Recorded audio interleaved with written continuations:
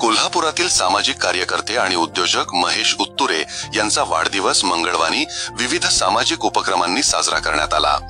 महेश उत्तुरे यांच्यासह शिवसेना ठाकरे गट महिला आघाडीच्या जिल्हाप्रमुख प्रतिज्ञा उत्तुरे यांच्या हस्ते जेवण वाटप, फळे वाटपांसह अनेक सामाजिक उपक्रम राबवण्यात आले। यावेळी मातोश्री वृद्धाश्रम मधील वृद्धांसोबत केक कापून वाढदिवस साजरा करण्यात आला। या प्रसंगी वृद्धांना फळांचे वाटप करण्यात आले, तसेच आर्थिक मदत करण्यात आली। पांजरपोळ येथील गायींना चारा, गूळ, डाळ देण्यात आली। महेश उत्तुरेंना वाढदिवसानिमित्त शुभेच्छा देण्यासाठी अनेक मान्यवरांनी गर्दी केली होती।